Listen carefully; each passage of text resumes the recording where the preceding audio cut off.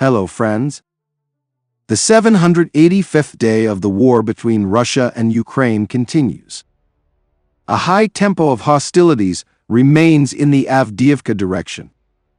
The enemy continues assault operations on the approaches to the village of Yevhenii, which is located at a commanding height, and on the southern outskirts of the village of Novokalinovi, where Russian infantry is attacking from two directions.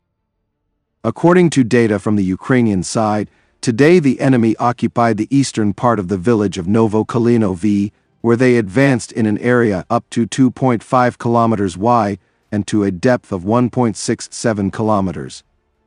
To the west, Russian troops occupied two forest belts in an area up to 1.51 kilometers wide and to a depth of up to 700 meters. It also became known yesterday that the Russians had advanced towards Yevhenii, where fighting had already begun on the western outskirts of the village. Along the way, enemy assault groups continued to put pressure in the Berdichi area, making attempts to bypass the village from the north and in the central part of Semyonovka. The telegram channel of the 46th Brigade wrote about what threatens the Russians' approach to Yevhenii.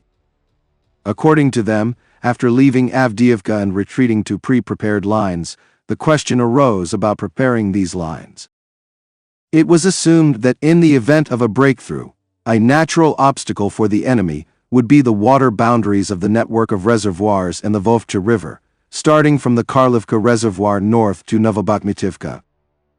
In the absence of engineering equipment in the defense area, this was natural. Apparently, the enemy came to the same conclusion, and he began to look for a way out of the situation, the prospect of storming the fortified area with crossing water obstacles. However, until recently he did not indicate it.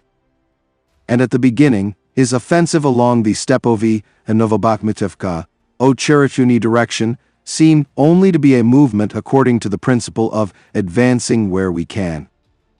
Now, the Russians' plan has acquired tactical outlines. The exit to Yevhenii puts pressure on the northern front of the defensive units of the Ukrainian armed forces throughout the Avdiivka direction. In the event of a breakthrough along the Netalovia-Karlivka direction, the prospect of operational encirclement will again loom.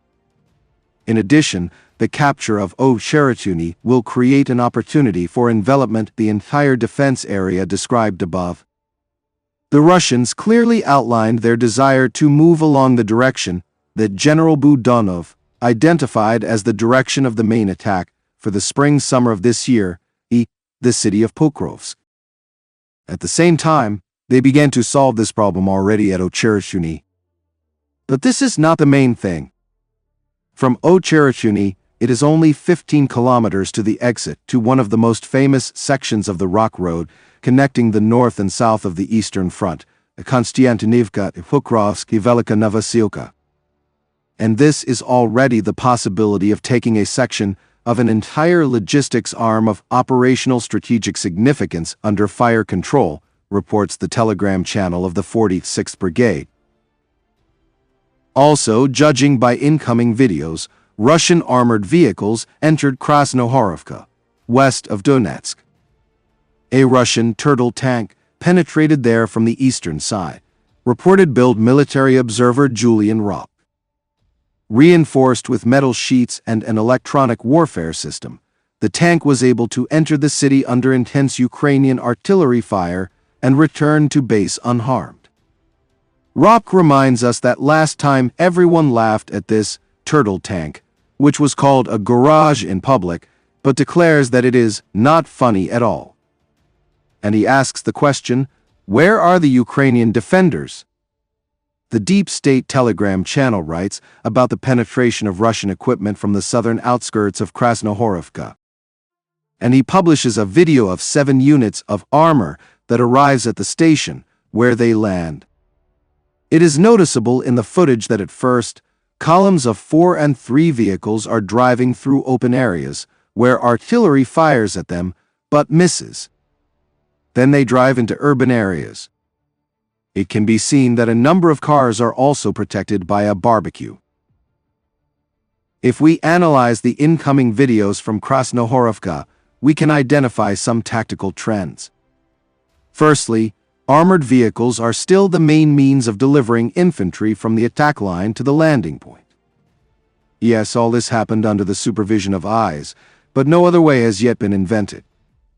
The movement of a foot infantry group is revealed instantly, even at night, and is then covered by artillery.